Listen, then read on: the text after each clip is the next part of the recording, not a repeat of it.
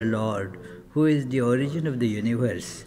Lord, Thou abidest in all, Thou art all, Thou assumest all forms, Thou art the origin and goal of all. Thou art the self of all, Thou art existence, knowledge and bliss. Salutations unto Thee. May the world be peaceful. May the wicked become gentle. May all creatures think of mutual welfare. May their minds be occupied with what is spiritual and abiding. May our hearts be immersed in selfless love for the Lord. Peace, peace, peace be unto all.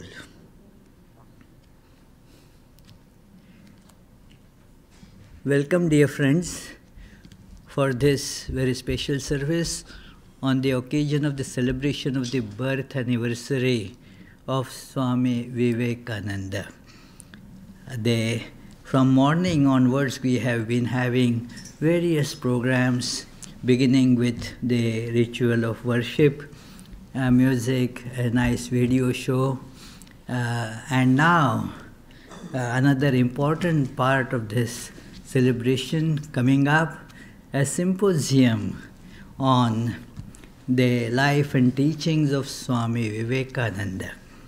The teachings of Swami Vivekananda, they are so important.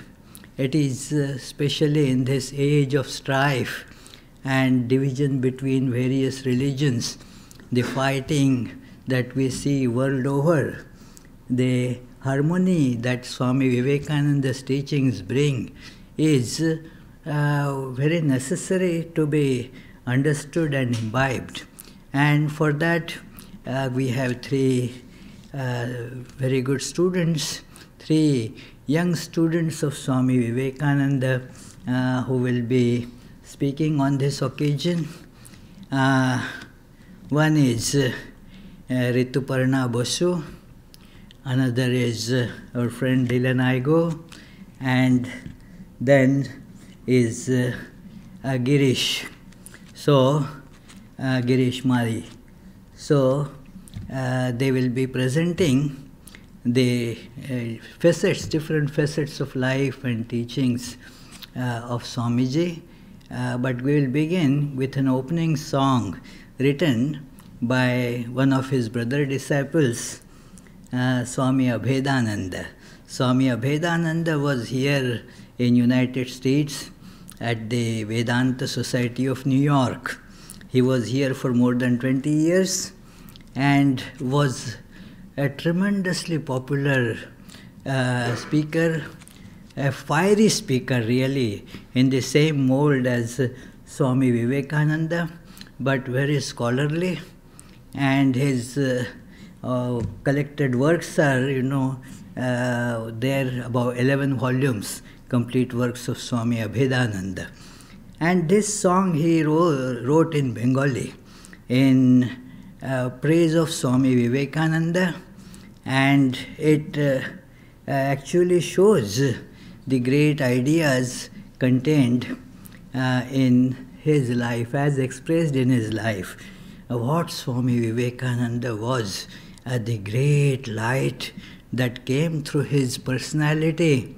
It's impossible really to describe. But this song, it has a very nice catchy tune, and we will have Tapas Talukdar, a well-known musician of this region, leading, and singers like Arunim Roy,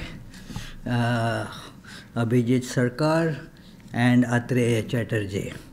So I invite them to begin the singing, and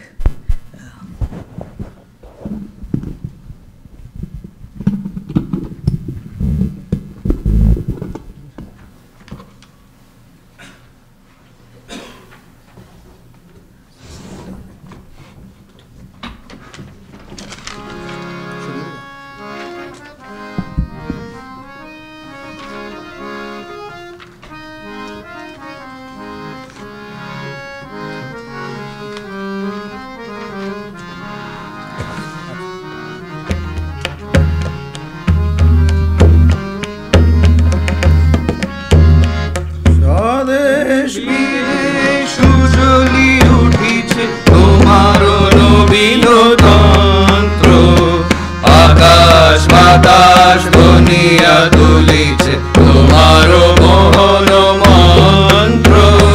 নন্দিত ধরা মন্দির মাঝে ধর্মের শ্রক গন্ধ। মোদের বিবেকানন্দ তুমি গো বিশ্ব বিবেকানন্দ।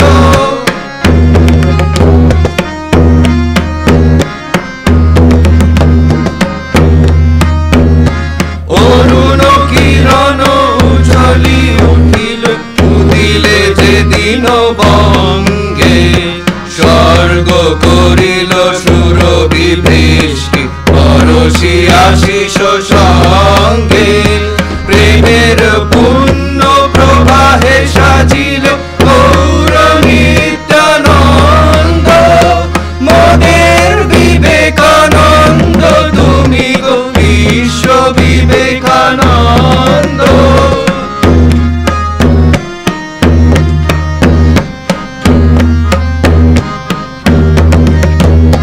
ভূতরে সাগরে গহনে কাননে জাগিলে কত না নিশি।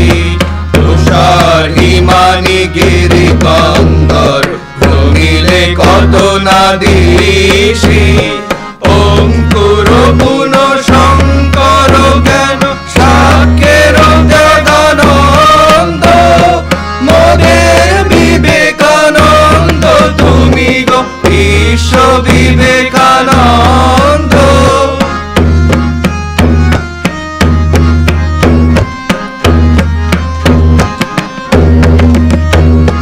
জ্ঞানের গরিমা গৌরব গান পারদ মর্মবাণী। পাশ্চাত্য সেথা বেদান্ত গাথা শুনি বিস্ময় মানি। স্নিগ্ধ ভাবের শক্তি মাধুরী মুগ্ধ নূতন ছন্দ। মোদের বিবেকানন্দ তুমি গো বিশ্ব বিবেকানন্দ।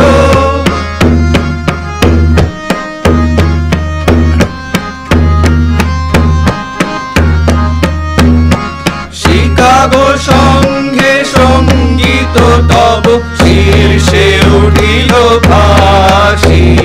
শুনিল বিশ্ব শুনিল নিঃস্ব শুনিল প্রাসাদবাসী।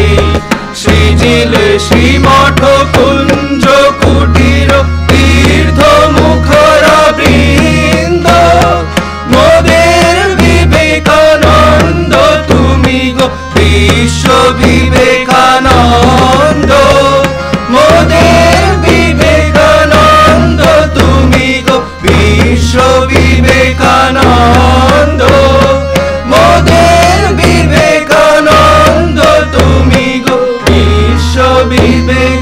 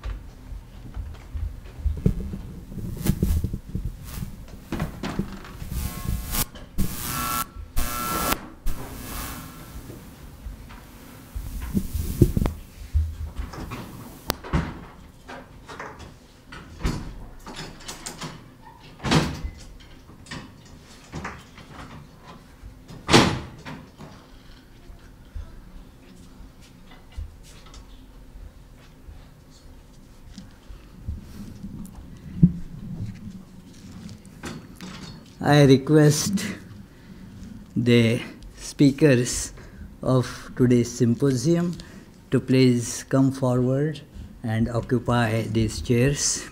Dylan, Girish,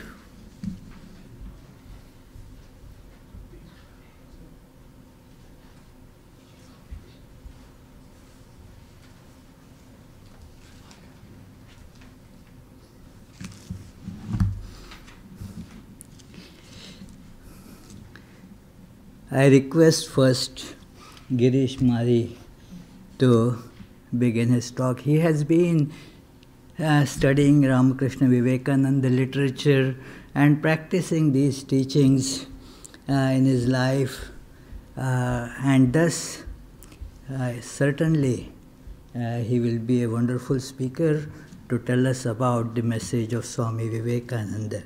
So I request him to please commence his speak.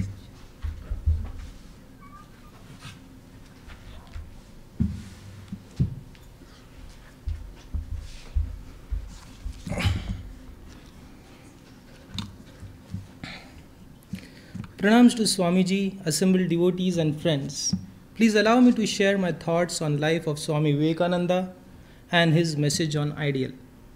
Swami Vivekananda says, everyone projects his or her own ideal on the outside world and kneels before it. Even luxuries are arranged according to ideas and ideals to make them reflect as much of thought life as possible. These lines initiate a thought process that progressively starts resonating with the observations and conclusions I draw from my own life, and I believe it does the same with many of us. Let us review the literary definition of ideal. It goes, satisfying one's conception of what is perfect and most suitable, something existing only in one's imagination, desirable or perfect, but likely not to become reality. A person or a thing regarded as perfect. The definition certainly leaves a lot of open questions. What really is this ideal? Does everyone take it up knowingly? Does it come to us in a planned or unplanned manner? Does everyone move towards it in a forceful manner, or does one ramble towards it in a leisurely, non-committed manner? Is ideal something really achievable, or is it something infinitely far away, giving us a firm direction and continuous impetus to keep improving our expression of life? We'll try to search for answers to some of these questions by reflecting on Swami Vivekananda's life. Swami Vivekananda himself being an ideal for many, it will tremendously help us understand his perspective on ideals. We will see how the ideal of God realization developed in Swami Vivekananda or Narendranath. Narendranath grew up with love of gods and goddesses, but in his youth, he started questioning his beliefs under the influence of Western philosophy and science. A great question sprouted in his mind, the question about reality of God. At this time, Narendranath was captivated by lectures and writings of Keshav Chandra Sen, the leader of Brahmo Samaj, and soon became its member. The Samaj was reformist in nature and also had no sympathy towards polytheism and image worship. For a time, Narendranath was satisfied with Brahmo Samaj, but he realized that he was getting no closer to the answer. He asked Maharshi Devendranath Tagore, "Have you seen God?" but did not receive a satisfactory answer. The longing for an answer took him to leaders of many religious sects, but question remained open. Narendra heard about Sri Ramakrishna from Principal Hasty when he was taking a class on Wordsworth and trying to explain nature of ecstasy. In the course of time, he met Sri Ramakrishna. In the course of conversation with Sri Ramakrishna, he mentioned that God can be realized, that one can talk to him, and his presence can be felt intensely. The sincerity and conviction with which these words were spoken made an immense impact on Narendranath. Given Narendranath's association with Brahmo Samaj, he could not completely comprehend Sri Ramakrishna's worship of Mother Kali. Also, he did not believe in necessity of Guru, image worship and spiritual monism. But as his visits to the temple garden of Dakshineshwar and his association with Sri Ramakrishna increased, a change took place in Narendranath's attitude.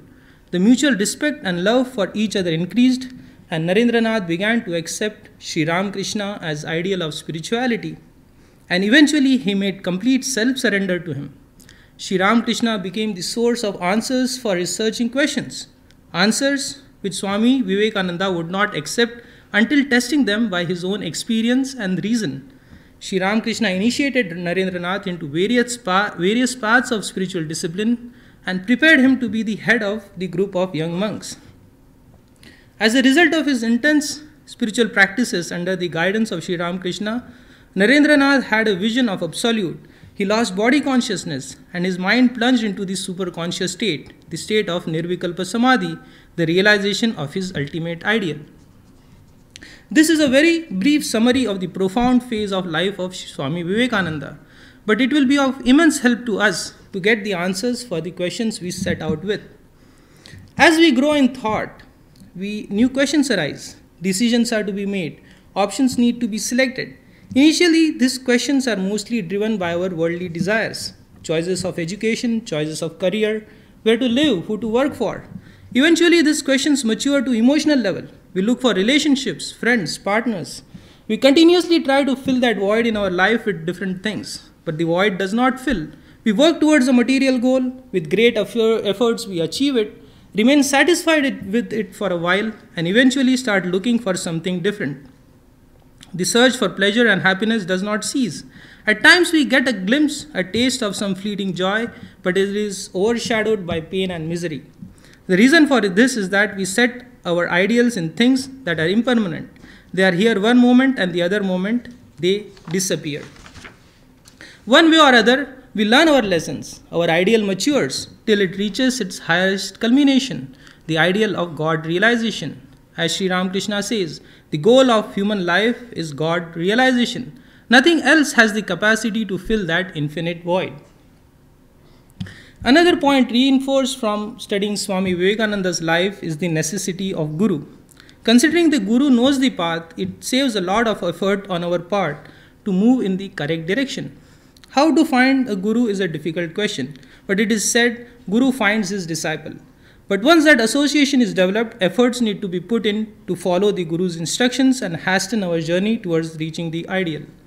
Swami Vivekananda's initial association with Brahmo Samaj prevented him from believing in necessity of the Guru, but in the course of time, he became foremost of Sri Ramakrishna's disciples. He dedicated his life to the task that was given to him by his Guru. How does one march towards the pinnacle of ideals? How fast do we proceed? In this age of speed, we can easily say faster the better. But everyone has a different constitution. There are circumstances one is in, and everyone has a unique situation in life. One might be able to take up an ideal and reach out for it with one-pointed determination and even be successful in reaching the final summit in short time. But trying to imitate someone, more so in the matter of spirit, is not the best path for everyone. A sudden burst of enthusiasm may leave us deeply enervated, preventing us to either continue on towards the goal or even drive us away from it. The point I am trying to make is we should neither be complacent nor very effervescent in our approach. We should progressively put in effort and march towards the ideal in a definitive way, but not be caught in a rat race. The general tendency of ours in the material world. Slow or fast, depending on the circumstances we are in, we should try to advance towards the ultimate ideal. For many of us, considering we already set too many ideals for ourselves that pertain to the life of pleasure and material enjoyment, it seems we are planning to take the long way home. As a matter of encouragement, I like to say, long way or shortcut, start the march. Maybe somewhere along the way, we might catch the breeze of divine grace, and the all-knowing ultimate reality will put us on, so as to say, the fast track.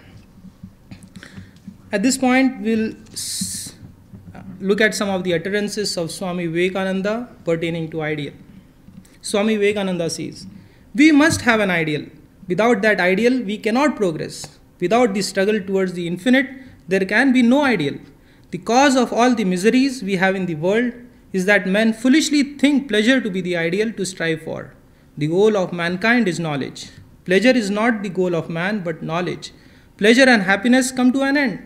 It is a mistake to suppose that pleasure is the goal. The highest ideal of every man is called God. Live for an ideal and that one ideal alone. Let it be so great, so strong, that there may be nothing else left in the mind. No place for anything else, no time for anything else. It is our duty never to lose sight of the ideal, whether we can approach it with sensible steps or crawl towards it with imperceptible motion. Devotion to an ideal never fails in sympathy, never becomes weary of sympathizing with others. It is a great thing to take up a grand ideal in life and then give up one's life for it. For what otherwise is the value of life, this vegetating little low life of man? If a man with an ideal makes 1,000 mistakes, I am sure that man without an ideal makes 50,000. Therefore, it is better to have an ideal. The highest ideal is eternal and entire self-abnegation, where there is no I, but all is thou. The ideal of man is to see God in everything. But if you cannot see Him in everything, see Him in one thing, in that thing which you like best, and then see Him in another. So on you can go. The life of the practical is in the ideal. It is the ideal that has penetrated the whole of our lives, whether we philosophize or perform the hard, everyday duties of life.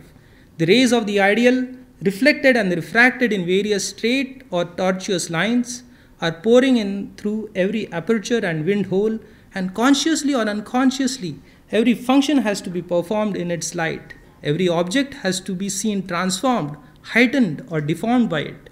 It is the ideal that has made us what we are and will make us what we are going to be. It is the power of the ideal that has enshrouded us and is felt in our joys or sorrows, in our great acts or mean doings, in our virtues and vices. The ideal of the yogi, the whole science of yoga, is directed to the end of teaching men how, by intensifying the power of assimilation, to shorten the time for reaching perfection, instead of slowly advancing from point to point and waiting until the whole human race has become perfect. All the great prophets, saints, and seers of the world, what did they do? In one span of life, they lived the whole life of humanity, traversed the whole length of time that it takes ordinary humanity to come to perfection. In one life, they perfect themselves. They have no thought for anything else, never live a moment for any other idea, and thus the way is shortened for them. That is what is meant by concentration, intensifying the power of assimilation, thus shortening the time. The events of Swamiji's life and utterances we touched upon very briefly gives us a glimpse of how ideal can be sought after and achieved. The ideal that he was driven by, freedom from name and form. This freedom in various forms is the ideal all of us are chasing, knowingly or unknowingly. Sometimes we employ wrong means and get entangled in the means itself while drifting away from the ideal. We often make the mistake of trying to achieve this freedom by chasing pleasures and comforts in the external world. Chasing the impermanent in the hope of achieving the absolute will always leave us in despair. We should rather try to realize, find, achieve, whatever way we put it, our own self, free from the coverings of desires and attachments. That very thing which has brought all of us here, fighting the elements in this inclement weather, demonstrates our inherent desire to catch that spark by being in the holy atmosphere and associating with people going towards the same ideal, hoping to get some insight, some inspiration. The same enthusiasm, when applied to our entire lives, life of work, life of devotion, life of spirituality, will surely help us gather momentum in our efforts to march towards that ultimate ideal. Thank you.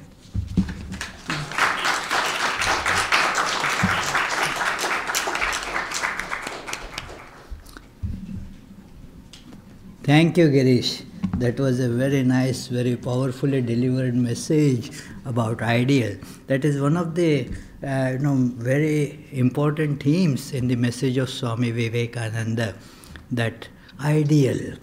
As human beings, we live a life that is directed towards a goal. It is not just that a response-related life like animals, but we think, we plan, and thus we want to achieve something in life. And that, what do we want to achieve? As he has very rightly pointed out, that every person, is known actually by the ideal, what ideal that person has in life.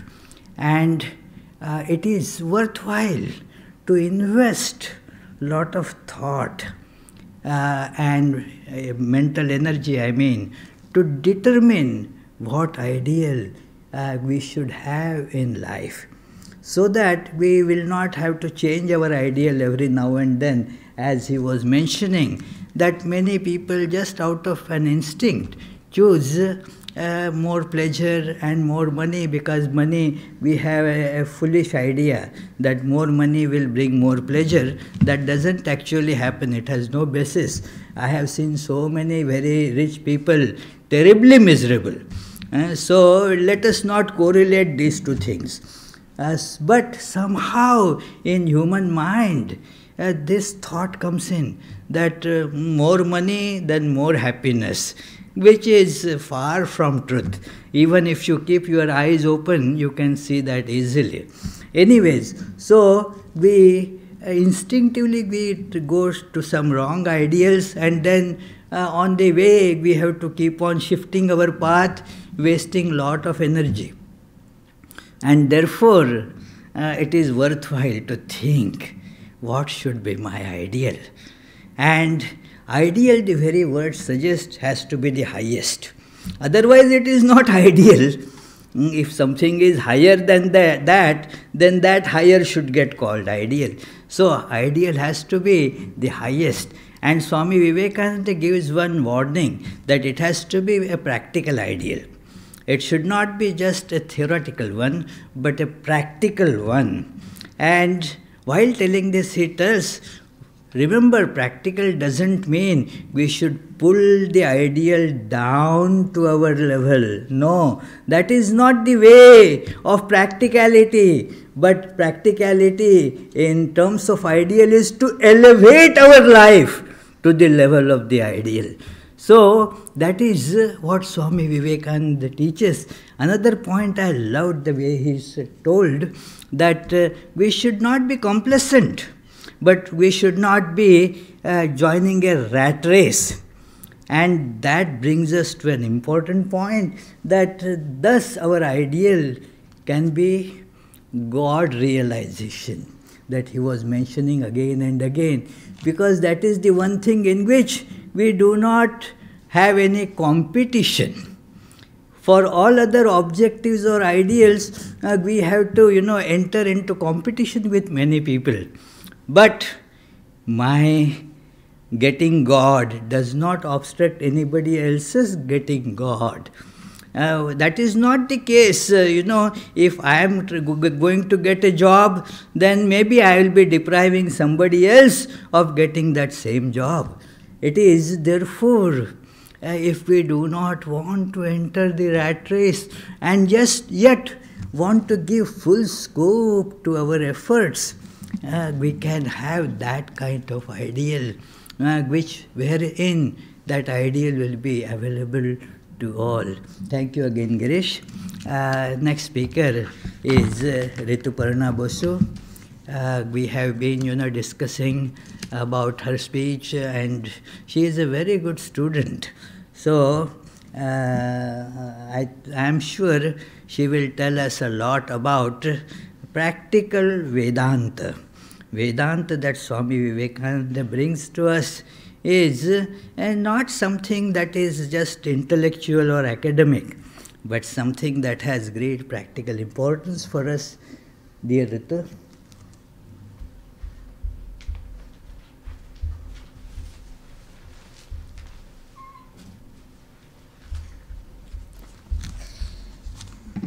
Thank you, Swamiji. Good evening to all my friends and revered Swamiji. I feel immensely honored, actually, to address such a distinguished gathering today and on this auspicious day. By the grace of God and blessings of Swami Yogatmananda, I will be speaking on practical Vedanta, which Swami Vivekananda presented as a series of 4 lectures in the month of November 1896 during his second visit to London.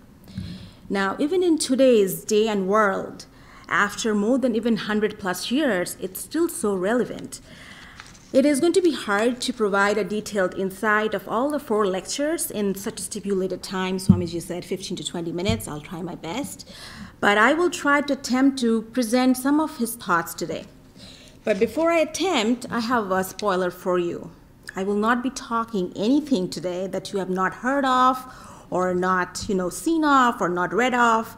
But then you may be thinking, then why is she here? Why is she here and taking up her time? Well, sometimes I feel like a little nudge or a little poke, like Facebook uses the term poke. If you haven't heard from a friend for a long time, they say poke. All right, okay, so I think sometimes a little nudge or a poke is needed in our lives to realize what we are. So sometimes also I've seen in our daily lives, we feel like the silkworm, making the thread out of its own substance and spin the cocoon and then get imprisoned. We're imprisoned in that cocoon, weaving our own thread, weeping, sometimes waiting.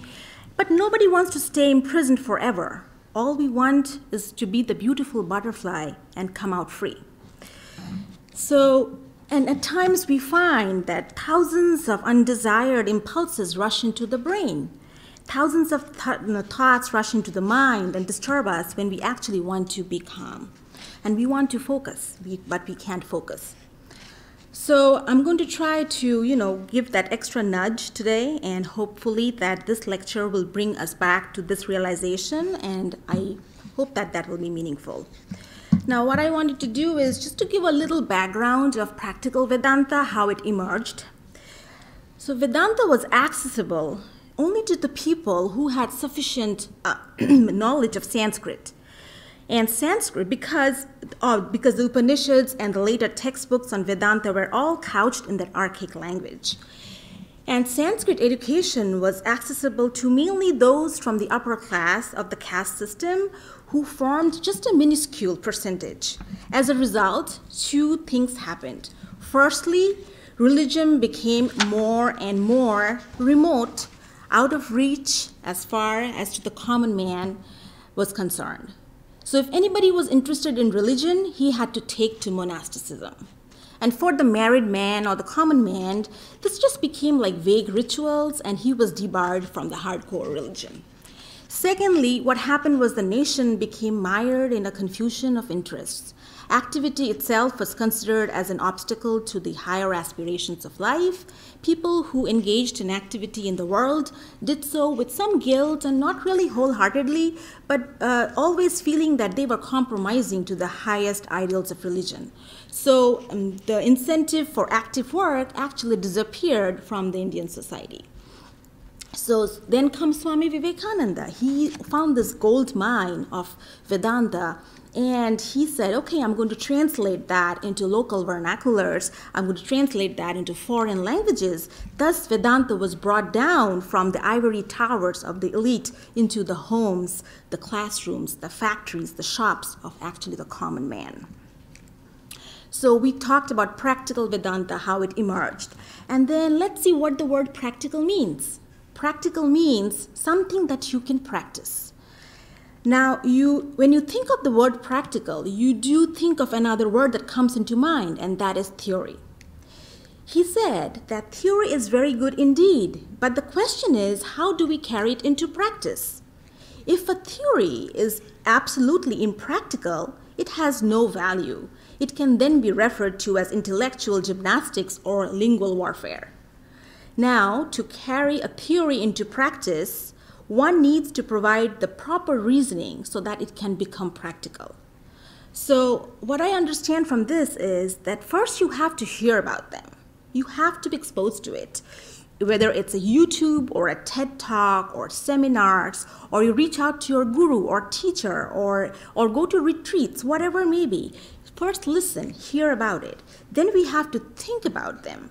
You have to reason the thoughts, implant them into the minds, sometimes sit down and meditate on the thoughts, realize them until at last they become our whole life. You will see that no longer will religion become a bundle of ideas or theories, not an intellectual assent. It will actually enter into our very self, and lives will become meaningful.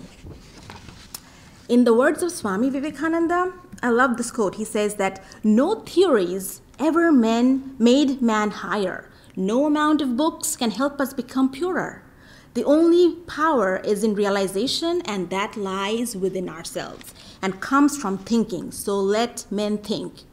He also said that religion is a practical science, so it is practice first and knowledge afterwards. So in this presentation, I'm going to try to touch upon a few aspects that I took from the practical Vedanta. My friend Girish already spoke on the ideal and goal, which was wonderful. I'm going to just, bring out a few lines from there. The practical Vedanta says that there are two tendencies in human nature. The first one is to harmonize the ideal with the life. By this, it means the tendency of temptation in our lives. It has a motive power of passion behind it, like anger, greed, selfishness, etc. For example, say you are presented with an ideal and that asks you to give up selfishness or self-enjoyment. You think it is impractical because it does not suit your needs. How am I going to practice this? Because it does not agree with what I think. Well, but if an ideal is presented to you, that is adjusted to your selfishness or to your needs, you will jump on it at once and say, well, it is practical because it agrees to what I want. But that way, you're distorting the true essence of Vedanta. And the other one is to elevate the life to the ideal. In one word, the ideal means that you are divine. The soul was never born and will never die. All the ideas that we have of life and death and suffering and that we will be born are kind of sometimes can be thought as superstitions. Once we harmonize the ideal with life, it creates a great sense of oneness, and that elevates it. So like it comes like a full circle. So do not drag the ideal to your level. The second aspect I chose was self-confidence and strength, which is, again, an extremely important ingredient in our daily lives. For self-confidence, the first thing Swami Vivekananda said is to harvest faith. We all know we have to have faith. But oftentimes we kind of lose that. So he said, faith in ourselves, faith in God, that's the secret of greatness. If you have faith in all the 330 million mythological gods and you have no faith in yourselves, sorry, there is no salvation for you. He gives the example of disease. He says, well, disease was found as soon as man was born. Everyone knows his disease. It requires no one to tell what the diseases are. But if you keep thinking of disease, I'm diseased, will that help you? No. You have to find the medicine, because disease, by telling that I'm diseased, will not cure you. You need the medicine. So again, in terms of weakness, if you think of that way, the remedy for weakness is not brooding over weakness, but you have to think of strength. You have to tell yourself, we can do everything because we are everything. Sometimes, if you have you thought of this, that sometimes you blame, that we call it, oh, it's the fate. It's fate that happened to me. I'm cursed. It's fate. Well, think twice before you say that next time. Vedanta says, have confidence in yourself and say, I will make my fate. Isn't that strong? Like it says, I will make my fate. Before exercising that thought that it is fate, say, I will make my fate. In my life, sometimes when I need that extra nudge or that poke, I like to take this warrior pose where I stand up, I place my hands on my waist, look in the mirror, and I try to think of that quotations from Swami Vivekananda. My favorite one is, he says, I am the birthless, the deathless, the blissful, the omniscient, the omnipotent, ever glorious soul. Very powerful. And I do this because it makes me feel empowered immediately. It works, actually. He said, Swami Vivekananda said, think on this day and night. Think on it till it becomes part and parcel of your life. Meditate upon it, and out will come the work. Now, not to misconstrue this, don't go home, stand in front of the mirror, and make a willful mistake and say, oh yes, I am everything because I'm the divine and I can do this. So that's not the point here. So this isn't the meaning of that, actually. What I meant to say is use your judgment, awaken the divine in you, and use the conscience in your daily life. The third topic I chose is our attitude towards work and daily activities. So once a question was asked to Swami Vivekananda that how can we work if we have no passion for the work? And to this he rightfully said, the less passion there is, the better the work. Just think of this. The less passion there is, the better the work. The calmer we are, the better for us, the more amount of work we can do. When we let loose our feelings, we waste so much energy, we shatter our nerves, we disturb the minds, and accomplish very little work. This is why man who becomes angry never does a great amount of work, and the man whom nothing makes angry accomplishes a lot of work. For example, if you have a peer at work who kind of presses your buttons, what are you going to do? Are you going to get angry? Do you think that's going to actually make your life easy or make it meaningful? It's going to be actually a loss. Also, for example, a very practical example. I like to pick this because we are all smart these days with our smartphones and smart devices. Say, for example, you go home excited, or you come home from work and you put up a picture on Facebook or Instagram or whatever social media you're linked to. Well, fine. Then you wait, and every 2 minutes you're on your phone checking for how many likes and comments and whatever is there. For those who are not linked to social media, for example, you may have called a friend and left a voicemail in anticipation. When am I going to get that call back? Or I got an invitation from so-and-so, but so-and-so did not invite me. So you're kind of disturbing your mind. Think of the little, things that happen. Think and ask what you did. How do you feel? Is this meaningful? From a Vedantic approach, it says, take the position of a giver who doesn't care to receive anything. You will see that you will elude the grasp of misery and pain. Whatever your job may be, you may be a scientist, an artist, a writer, a musician, a journalist, a doctor, a teacher, doesn't matter. Do it like an act of offering. So just to summarize, it is the calm, forgiving, well-balanced mind that does the greatest amount of work, which is the secret of greatness. Use tools like meditation, yoga, and work on your concentration. The power of concentration is the only key to the treasure of knowledge. I have a favorite quote here that I kind of read here and there from Swami Vivekananda. He says, condemn none. If you stretch out a helping hand, do so. If you cannot, fold your hands, bless your brothers, and let them go their own way. Dragging them down and condemning is not the way to work. Never is work accomplished this way. And the last aspect I have is universalism, because it's very, very important in today's day and world. It says that variation is a sign of life, so it must be there. Are all the religions really contradictory? Ask yourself. This doesn't mean like different books or different, temples, different churches, different buildings, different languages, etc. What he meant is the internal soul of all religion is not actually contradictory, but in fact supplementary. He gave a beautiful example of a man who took pictures of a sun at every stage while he was journeying towards it. So when he comes back from his journey, he presents those pictures to us. And none of the two pictures were alike. But can we deny that all these pictures were of the same sun from different standpoints? These were the same pictures, the pictures of the same sun, but from different standpoints. So think of it this way. We are all looking at truth from different standpoints, which varies according to our birth, education, surroundings, and so on. So in conclusion, the key takeaways or tags that I have are, think of this way. You are perfect and you are pure. You are divine. Say this to yourself. All the differences in this world that we see around are of degree and not of kind, because oneness is the secret of everything. Look back at yourselves from the state of the amoeba to the human being and ask what has made you come up so high? Your own will. You can go higher still. What you want is character and strengthening the will. It is the whole soul becoming changed into what it believes. That is religion. Thank you, friends.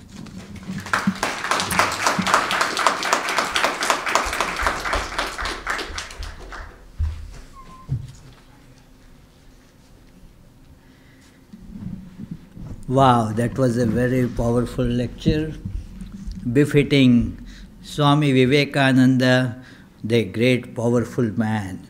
Swami Vivekananda was a powerhouse, as the great Nobel laureate Romarola mentions, that when there were the published volumes of Swami Vivekananda's complete works, he said, separated by decades of time and separated by so much distance, still when I touch these books, I get an electric shock. And he is not exaggerating. When we read those books with that kind of mind, we see that it just keeps you empowering more and more, guiding you more and more, removing that inertiatic, complacent attitude in us. The very beautiful points of this wonderful book, Practical Vedanta, that Swami Vivekananda really makes these great ideas which academicians, they just study and publish a thesis. That's about it. Vivekananda brings them just on the practical level, useful for every common person to implement at their own level. It is, that is the great beautiful point in that it is, one has to have the ideal, and that ideal has to be practical. That is the central theme. And he mentions that, Rituparna brought out wonderfully, that first have the self-confidence. That is, Vivekananda was the first religious leader who brought out this point so emphatically, that believing some God here or there and there, that is not the point at all. He said that, well, that religion used to say, old religion, that if you do not believe in this God or that God, then you are an atheist. I say, if you do not believe in yourself, then you are an atheist. Look at this, who can deny one's own existence? That isn't that most practical thing? To build the foundation of one's religious life on this undeniable fact that I am. So, yes, friends, have faith in yourself, and then that self-image that you make, that yes, all goodness is in you, all that is holy is in you, all capabilities are in you, just you can bring them out if you make efforts in the right direction. That is the great idea. So, let us be practical in our life. Another thing that she mentions, and I really feel that we all make this mistake, that if we have lot of passion, then we will be able to achieve lot of things. No. At one time, I used to think like that well, I have to have that zeal and passion, and then we create lot of storm in our brain. Just as we had storm, it didn't do much good, all this lot of winter storm that's going on. Well, that kind of storm just goes on blowing in our head.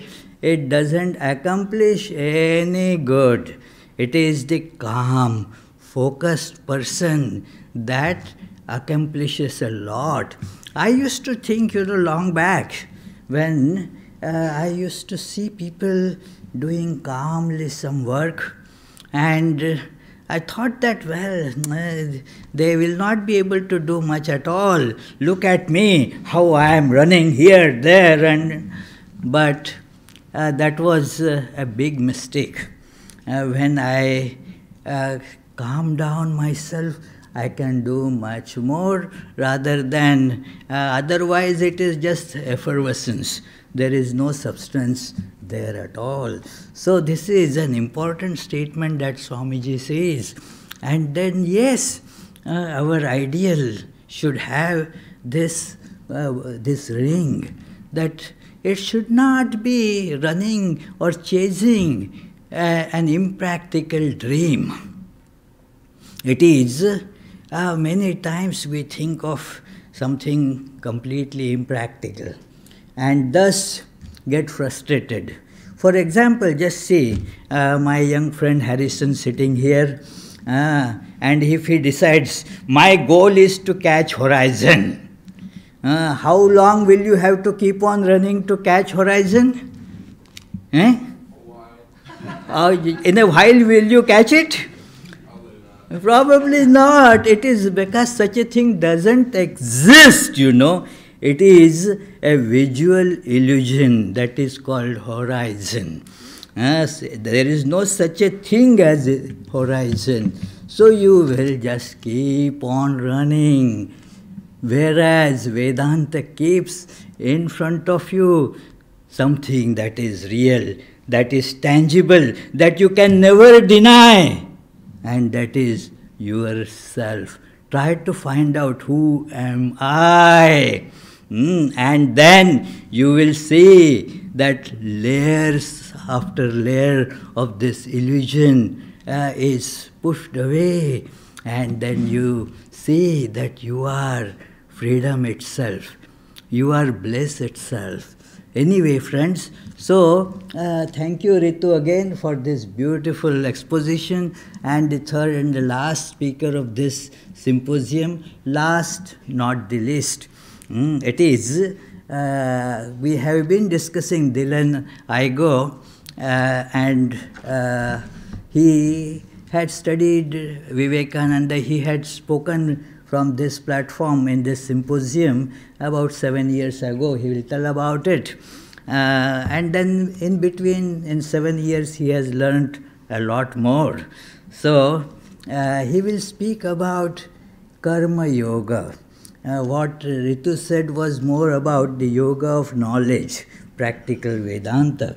Now, Dylan will tell us about one of the most important themes that runs through Swami Vivekananda's whole message, the message of yoga of action, Karma Yoga. And he has been studying that book, and now I request him to come and illumine us on this great topic.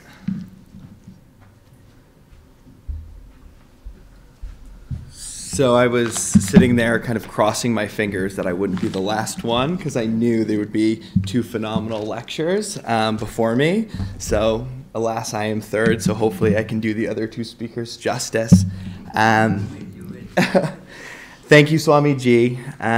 So as Swami mentioned, 7 years ago, I stood here in front of a similar audience, just as nervous as I am tonight, and I attempted to convey Swami Vivekananda's teachings and what they meant to me at the age of 17.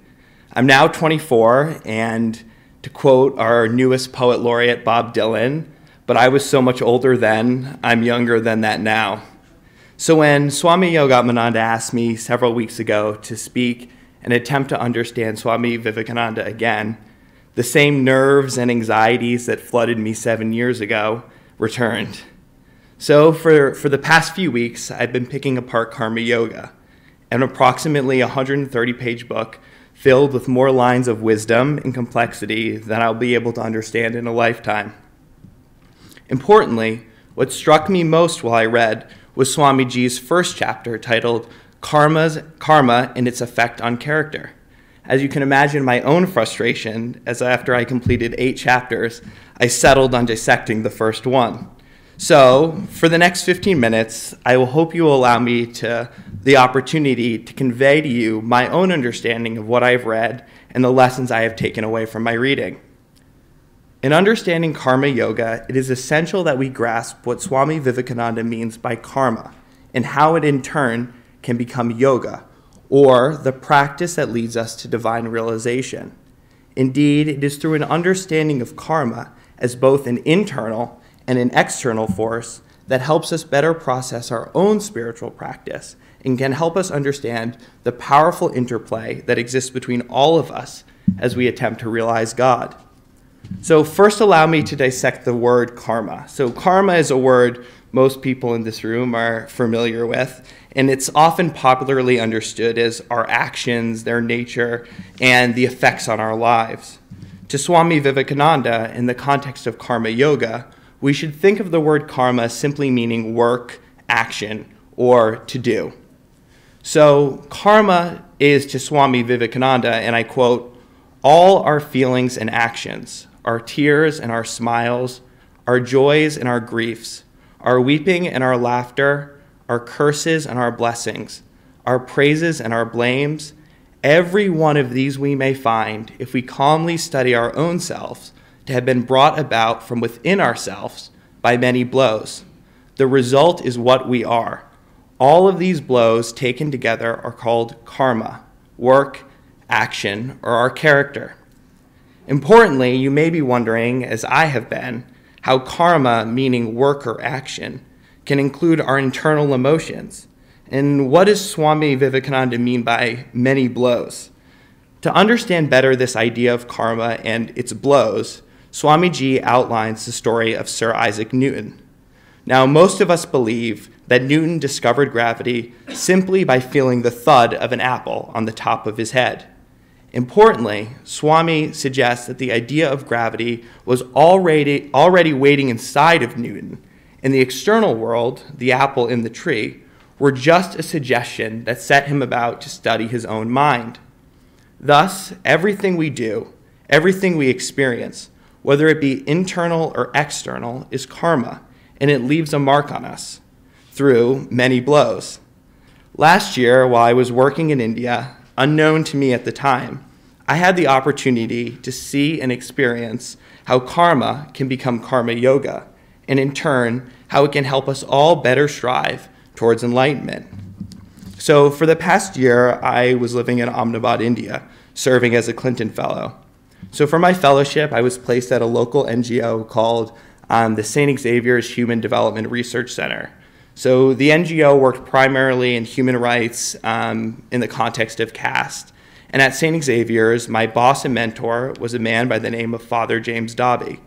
He insisted that I call him Father Jimmy, and for about 10 months, he was my teacher. As I walked behind Jimmy through the neighborhoods of Ahmedabad, I would be filled with envious wonderment.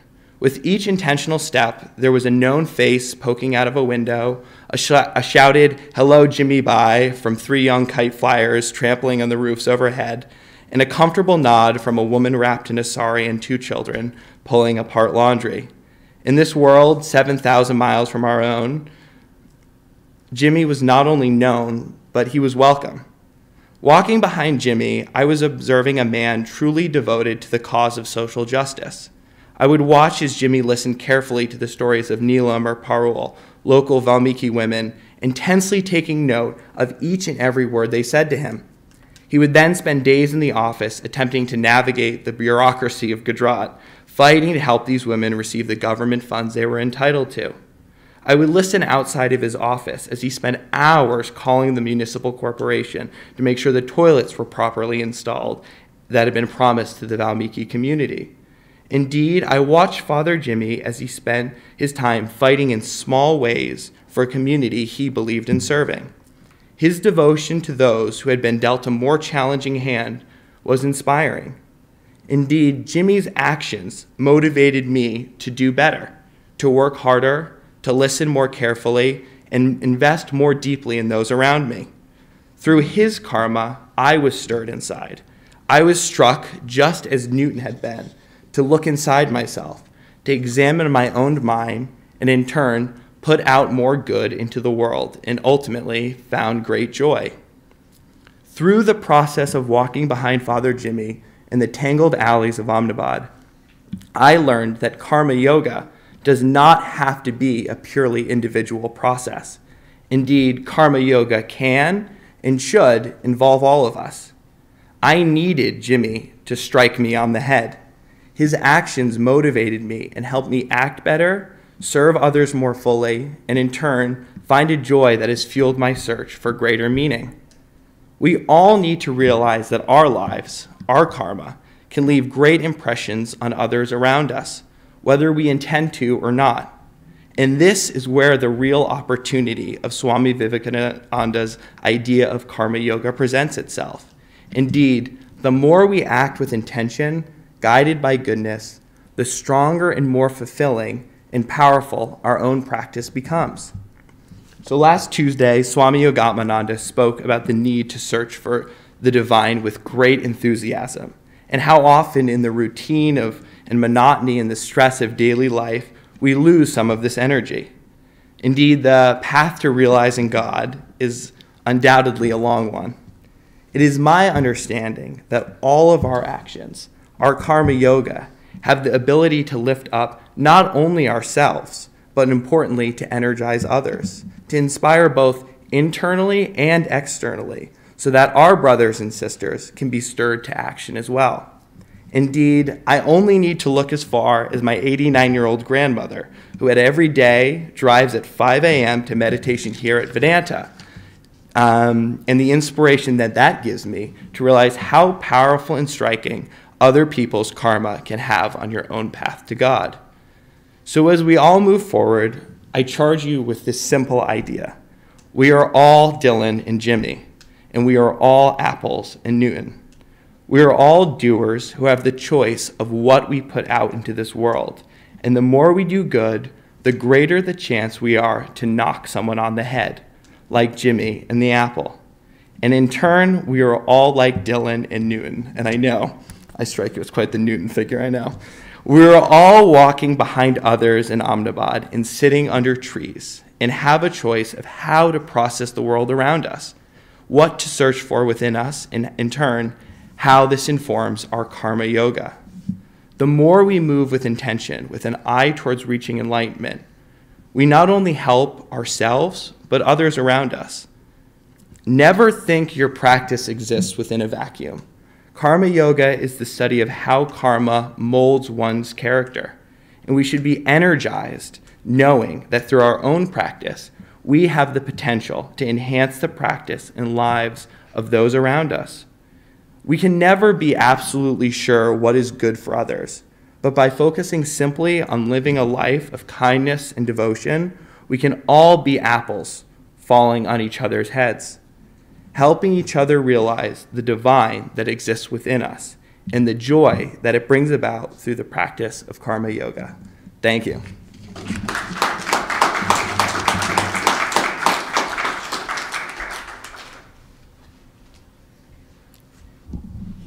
Thank you, dear Dylan.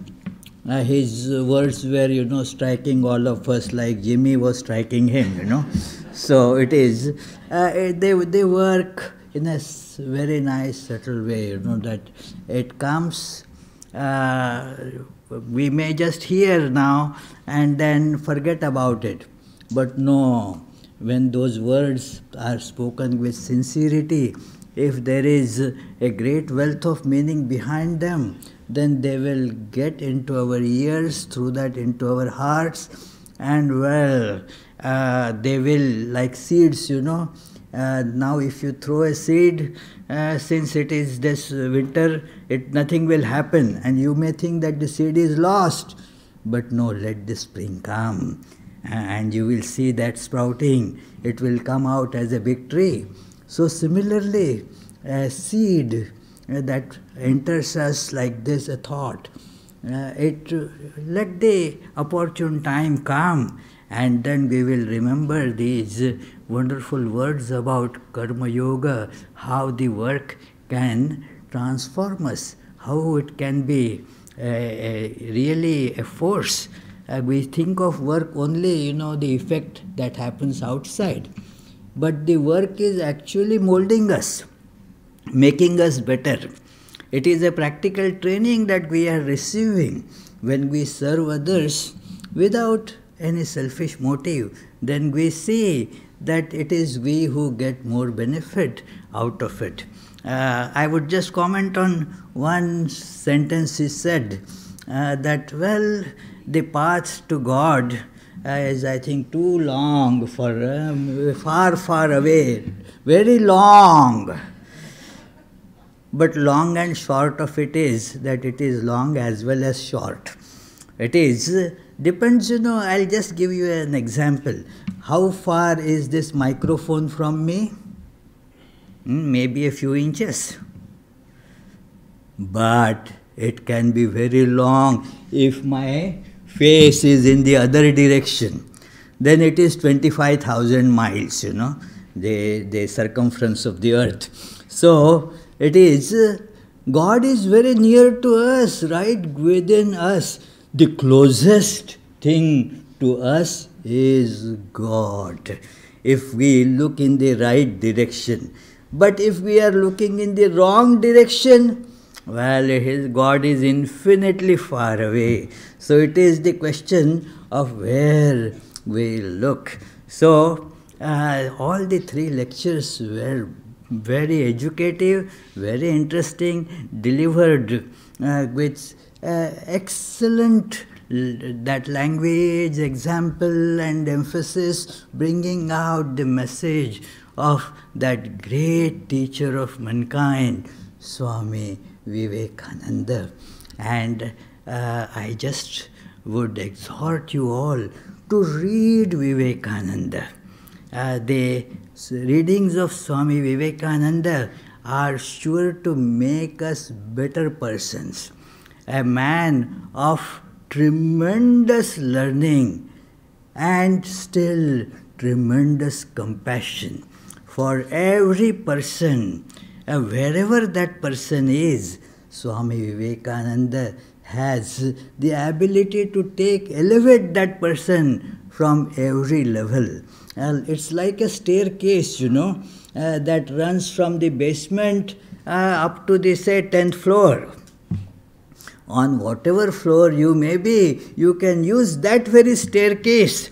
A person like me, say, in the basement, I can use that staircase to go to the top floor, and the person, say, on the 9th floor also can use the same staircase to go to the 10th floor. So, Swami Vivekananda's these great words, they are helpful for somebody who is a very elevated person already, a highly learned person, as well as a common folk, somebody who is just a beginner. So therefore, we will be very benefited by reading and trying to imbibe that wonderful message. Swami Vivekananda was considered an incarnation of Lord Shiva. So we shall conclude today's celebration on the birth anniversary of Swami Vivekananda by chanting the Shivanama Sankirtanam, a chant in Sanskrit. And before that, let us have the concluding prayer of this service. My heartfelt thanks to the wonderful speakers of this evening, Dilan Aigo, Girish Mari, and Rituparna Basu. So, give them a big hand. And many thanks, friends, for coming to attend and to encourage these wonderful speakers. We will recite the closing prayer, and then we shall move on to the singing of Shivanam Sankirtanam, after which there will be the Prasad supper. So you are invited to join that as well. May the Divine, who is Father in heaven of the Christians, Holy One of the Jewish faith, Allah of the Muslims, Buddha of the Buddhists, Tao of the Taoists, Great Spirit of the Native Americans, Ahur Mazda of the Zoroastrians, and Brahman of the Hindus, lead us from the unreal to the real, from darkness to light, from death to immortality. May the all-loving being manifest himself unto us and grant us abiding understanding and all-consuming divine love. Peace, peace, peace be unto all.